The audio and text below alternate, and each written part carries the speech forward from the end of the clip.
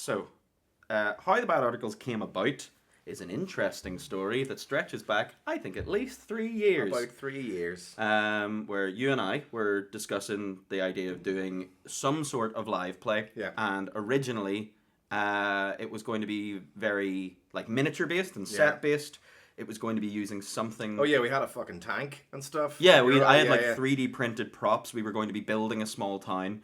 But even when discussing that idea, it very quickly became it wasn't going to be a serious game. We were already going, what if it was like this completely mundane TV show but set in a sci-fi world? Oh, that's right. Gilmore Girls meets Doom. Yes, it was Gilmore Girls meets Doom was our initial idea. In space. In space.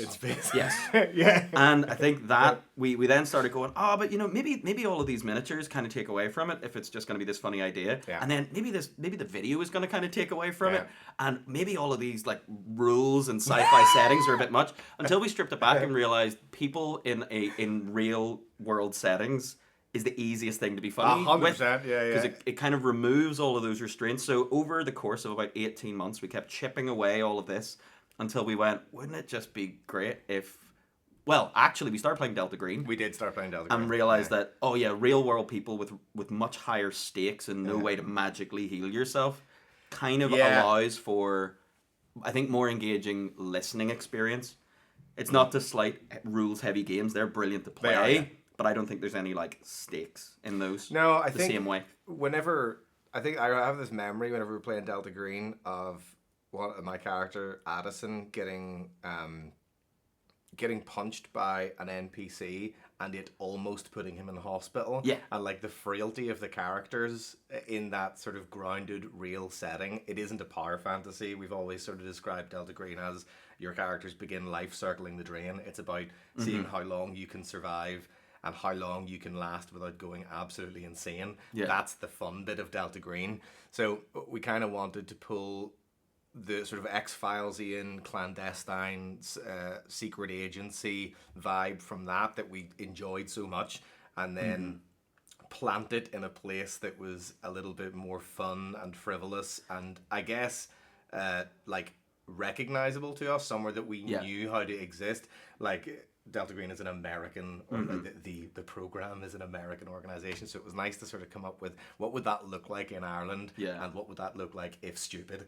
And I think another big thing that we started saying quite early on, once we kind of settled on the idea, was anytime we pitched the thing, we were kind of going, that's a bit too exciting, or that's a bit too impressive. Yeah. So it had to be more mundane. Make that more mundane. Make that more disappointing. Yeah. Because I always find those ideas funnier.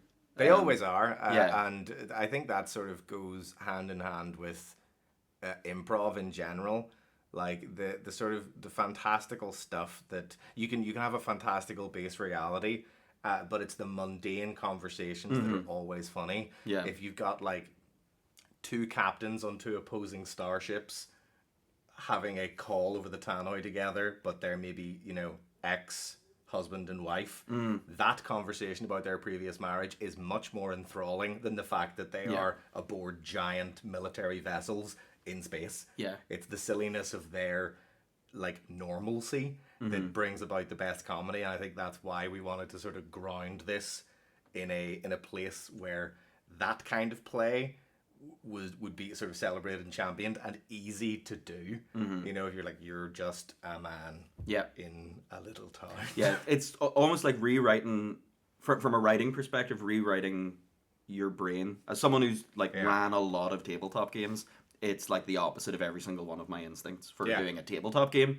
where you want it to be exciting and you not that this isn't exciting. It's pretty exciting. It's pretty exciting. But you want that sort of bombast all the time, and I don't think that's this isn't the home for that kind of stuff.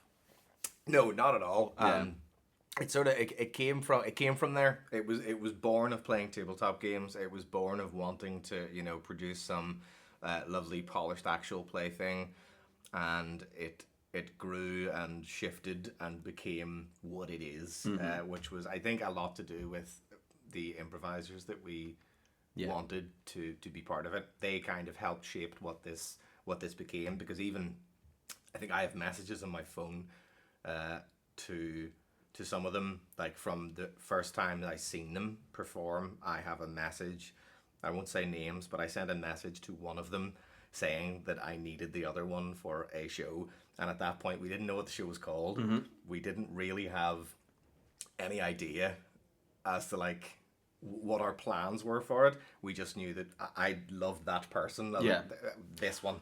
That's actually another big thing, because we started planning this show, and then we both discovered improv and the Belfast improv community, and realized, this thing that we've been doing around a table that we've loved for like well over a decade, we can actually just do that without the table, without the dice.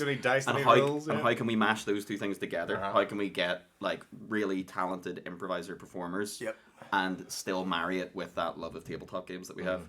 And it grew out of it just grew naturally, I think. But I think that was a big turning point in, we see what this idea is. Before that, we had always considered casting like tabletop players. Yeah, because we know a lot of experienced, very good tabletop players. So, which is a brilliant improv in its own right. But I think having improvisers who were able to sit down and embody a character for a certain amount of time, which is unusual for improv because it's normally so fast. Yeah, even in like a long form scene, you're only going to be sitting with a character for like at most 20 minutes. Yeah, like at most. So for this, it was great to see them flex into these characters and maybe like enjoy them a little more, and also have to deal with the consequences of their actions, which is always fun. There's a throwaway nature to improv, even in your long form stuff, that when someone says scene, then that character's gone. Yeah, gone. They have to commit to every decision that they make in this, because we hold them accountable. Yes. You did that, so you're going to live with it.